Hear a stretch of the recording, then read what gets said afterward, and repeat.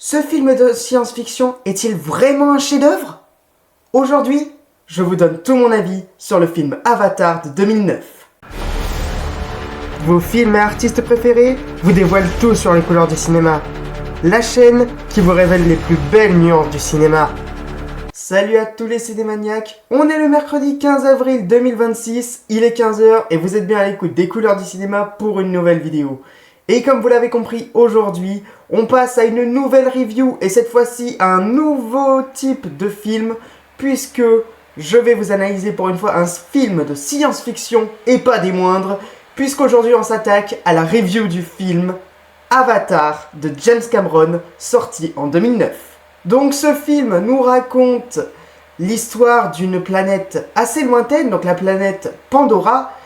Et plus précisément, on va suivre le destin de Jake Sully, donc un ancien marine paraplégique qui décide alors de prendre le contrôle d'un avatar, donc un corps biologique piloté à distance, pour infiltrer la tribu des Navis qui sont menacés par l'humanité qui exploite les minerais de la planète.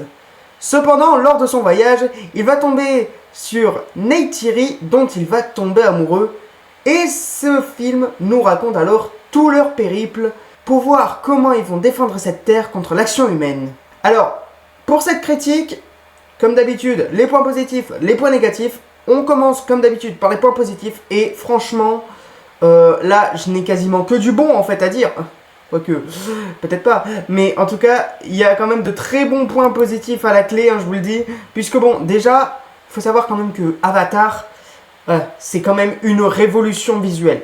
Parce que, alors déjà, il faut savoir quand même que les progrès techniques qu'ils ont fait, alors qu'on était qu'en 2009, rendez-vous compte, déjà qu'à la fin de cette année, ce film aura 17 ans, oui, il est sorti vers décembre 2009, donc il aura bientôt 17 ans, et comment vous dire qu'à cette époque-là, ces effets-là, c'était pas vraiment possible, enfin, du coup si, mais c'était encore que les débuts. C'est vrai que si on compare Avatar avec un autre film qu'on pourrait faire aujourd'hui, c'est beaucoup mieux. C'est vrai que déjà, à l'époque, c'était quand même déjà une révolution. Donc franchement, bravo à James Cameron pour avoir fait ça.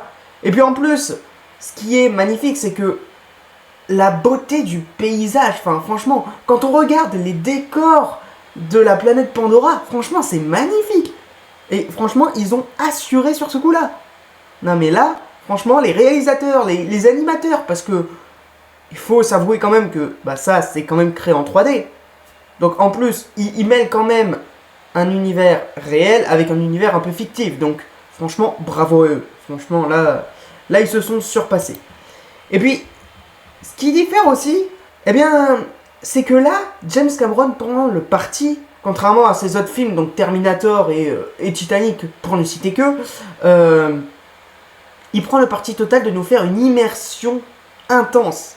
Et alors, une immersion intense, qu'est-ce que j'entends par là? C'est tout simplement parce que on suit à travers plusieurs personnages attachants tout un monde totalement nouveau avec sa propre faune, sa propre flore, son propre langage, ses propres cultures. Enfin, bref, c'est la découverte vraiment d'un nouveau monde, comme l'avait dit Christophe Colomb en 1492. Pour faire un peu d'histoire. Non mais alors, et d'un côté, je rebondis là-dessus un petit peu. Alors ça fait pas partie des points positifs, mais d'un côté, on peut relier ça quand même à l'histoire véridique. C'est-à-dire que vraiment, l'envahissement des humains par rapport à cette planète, c'est un petit peu ce qui s'est passé justement en 1492 quand Christophe Colomb avait découvert l'Amérique et que du coup, les Espagnols et les Portugais ont commencé à envahir les Amérindiens. D'un côté, ça retrace vraiment la vraie histoire. Et encore, on peut dire que c'est aussi d'autres conquêtes qui se passent plus précisément aujourd'hui, mais bon, on va pas rentrer sur ce sujet-là, on n'est pas là pour faire de la politique. Non, on est là pour décortiquer un film. Et le troisième point positif de ce film, c'est quand même que sa mise en scène. Ah mais alors la mise en scène, je vous le dis, franchement, c'est magnifique parce que les séquences d'action, et notamment la bataille finale, franchement, mais c'est d'une beauté magistrale. Franchement, j'ai jamais vu un film de 2009 qui, comme je l'ai dit, était les débuts oui, vers les débuts de la 3D. Peut-être pas que, mais enfin, les débuts de la 3D, mais aussi les débuts de ces films-là. Voir des scènes comme ça, mais franchement, c'est super beau. Franchement, bravo à James Cameron que je l'ai dit, parce que là, il s'est vraiment surpassé. Ok, Titanic était pas mal. Ok, Terminator était pas mal. Mais celui-là... Ah ouais, là, il a mis le point assez haut, quand même. Mais malheureusement, eh ben, y a toujours des points négatifs. Hein. Oui, je suis un rageux. Oui, et alors oui, je me plains. Oui, ben en même temps, sinon je ne serais pas un bon critique, j'ai envie de vous dire. Et alors, déjà, le premier point négatif que j'ai envie de vous dire, ouais, l'histoire est un peu prévisible quand même. Non, parce que franchement, de suite, forcément, engager ce truc du ouais, un territoire en danger, parce qu'il y en a un autre qui veut l'envahir, bon, franchement, c'est bateau, c'est très bateau, franchement, enfin là. Non, mais.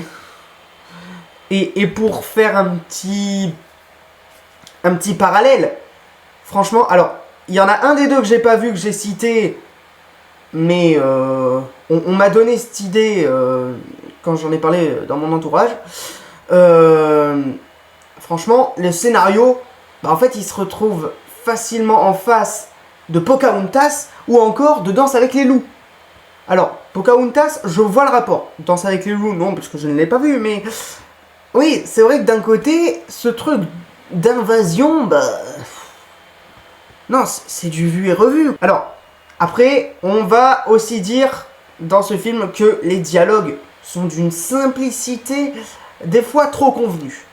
C'est-à-dire que, en fait, alors, c'est pas non plus un mal, mais un petit peu quand même. En fait, c'est un demi-mauvais point, parce que d'un côté, le fait qu'on se concentre trop sur l'action et pas assez sur les dialogues, ça fait moins ressentir d'émotion. Enfin, on a plus de mal à s'attacher au personnage. Alors que on est plus ancré dans la guerre qui se passe dans le film. Donc, ouais, c'est vrai que sur ce coup-là, les dialogues, ça manque un peu.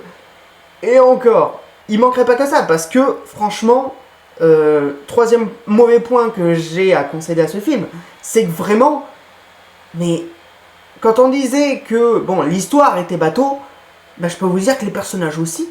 Non, parce que d'un côté, enfin, je veux bien, hein, mais de suite, d'un côté, t'as les méchants envahisseurs industriels qui sont que les militaires, pendant qu'à côté, t'as les gentils protecteurs. Donc en gros, t'as camp contre camp. Ah super.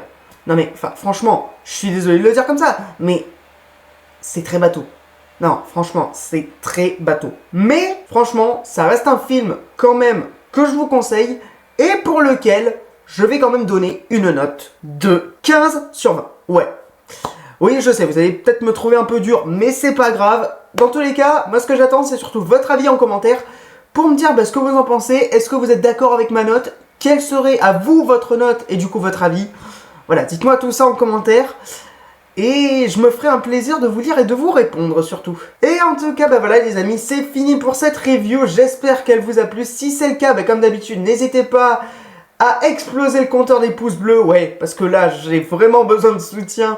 N'hésitez pas à lâcher un petit pouce bleu pour m'encourager, ça fait toujours plaisir. N'hésitez pas non plus à commenter pour me dire ce que vous en avez pensé. Quel est votre avis sur ce film?